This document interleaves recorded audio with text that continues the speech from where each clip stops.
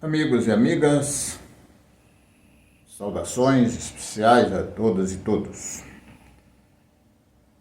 No vídeo de hoje, Formação Alternativa Sindical, eu quero ressaltar nessa longa história da luta de classe no mundo todo,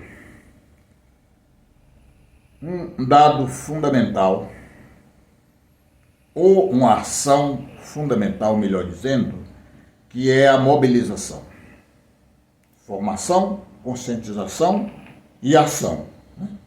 Você forma, você conscientiza com a formação e a ação é a mobilização, é a luta. O movimento sindical sempre trabalhou desta forma.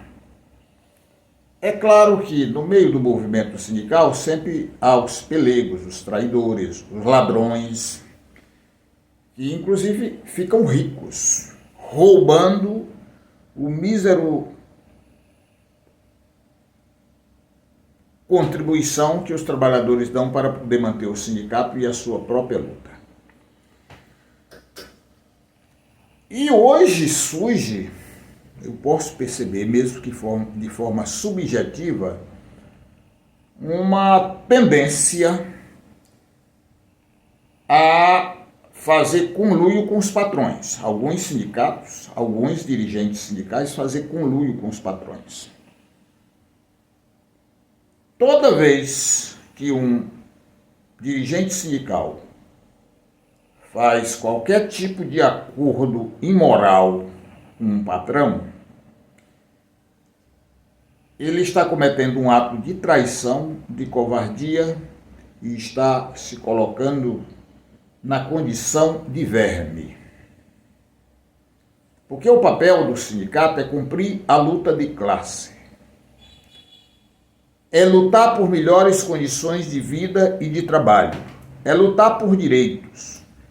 É lutar pela melhoria do salário da classe trabalhadora. Porque o salário da classe trabalhadora é um salário de fome, representa necessidade, representa apartheid social.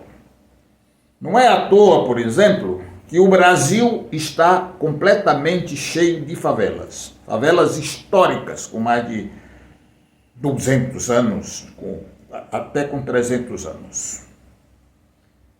E quem estão lá? Os trabalhadores, que perderam seus empregos, que não tiveram direito à escola e, portanto, trabalharam a vida toda nos piores trabalhos, pesado, duro, insalubres, e como eu já disse, por falta de formação, de qualificação profissional, que os governos de direita, ou seja, que a classe rica exploradora, nunca se importou com isso, porque o que ela quer do trabalhador é a mão de obra barata.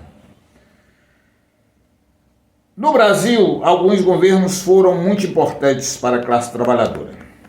Por exemplo, o governo Juscelino Kubitschek, o governo Lula, o governo Dilma, o governo João Goulart. E dentro de um contexto, o Getúlio Vargas também contribuiu com a proporção de alguns direitos para a classe trabalhadora. Mas não foi por vontade dele, foi por uma imposição conjuntural que depois pode ser que eu faça um vídeo explicando. E há governos miseráveis, como, por exemplo, o governo Bolsonaro, como o governo Fernando Henrique Cardoso, como o governo Temer e como os governos da ditadura militar. Todos. E essa ditadura durou de 61 a 85. De todo modo, com governos mais favoráveis aos trabalhadores e governos totalmente desfavoráveis aos trabalhadores, a classe trabalhadora seguiu lutando e conquistando seus direitos. Os vigilantes do estado do Ceará conseguiram, por exemplo, no período em que o Geraldo era o presidente do sindicato, com outros diretores, faziam parte da direção do sindicato, o risco de vida.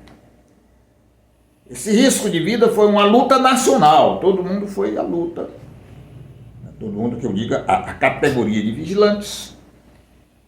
A presidenta na época era Dilma Rousseff.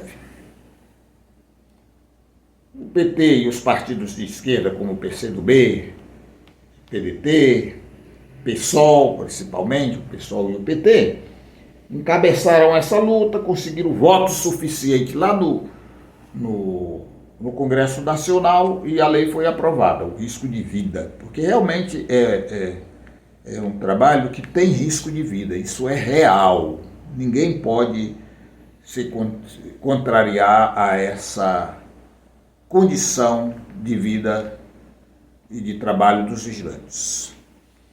E tem adoecimento mental em virtude da pressão, do trabalho ali todo o tempo sob tensão. Portanto, o risco de vida foi uma das lutas e o pessoal se mobilizou, o pessoal foi para a rua, o pessoal fez greve, o pessoal fez ato nos tribunais.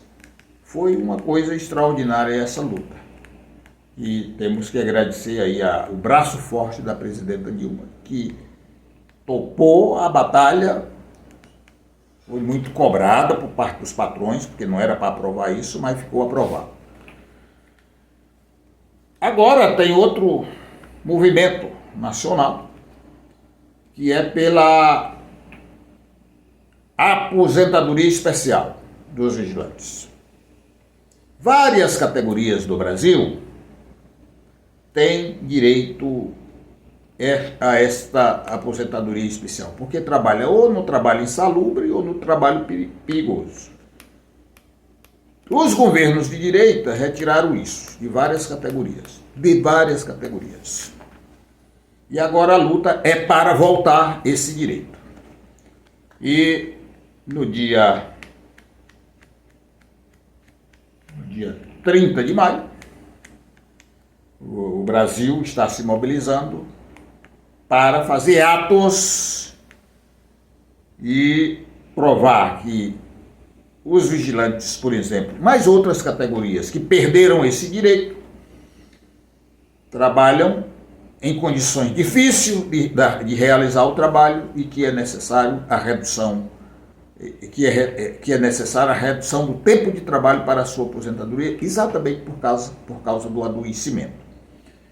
A própria Organização Internacional do Trabalho diz claramente numa resolução de que muitos trabalhos são imensamente prejudiciais à saúde humana e que nesses trabalhos o tempo de trabalho deve ser menor do que em trabalhos normais que não faz tanto mal à saúde das pessoas.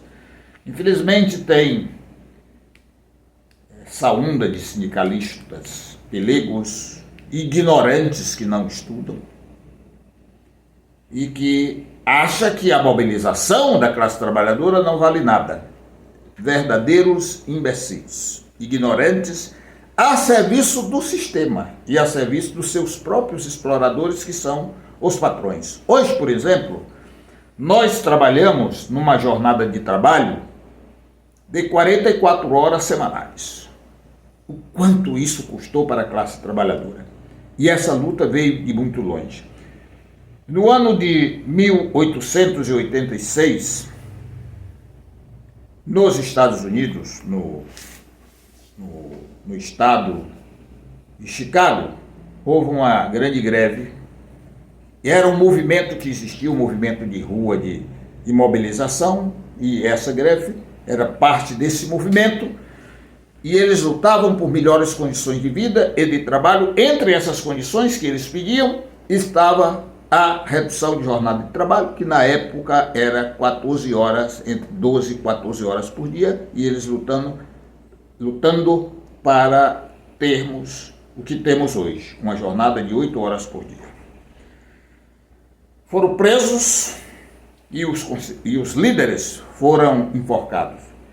Vou lembrar aos ignorantes e aos que querem estar dentro do sindicato de braço dado com os patrões para poder viver melhor, o que já é uma covardia e uma falta de respeito e de dignidade, que se nós temos a redução da jornada de trabalho hoje, devemos dar glória eterna a Augusto Speyer, que era um trabalhador, inclusive trabalhava em gráfica, Adolf Fischer, Alberto Persson, a George Engel e a Luiz Ling. Luiz Ling, vendo os outros serem enforcados, se suicidou. Então, glória eterna aos que lutam e o desprezo aos covardes que não têm coragem de defender os seus próprios direitos e o futuro dos seus filhos e das gerações futuras. Essa é mais uma formação alternativa sindical.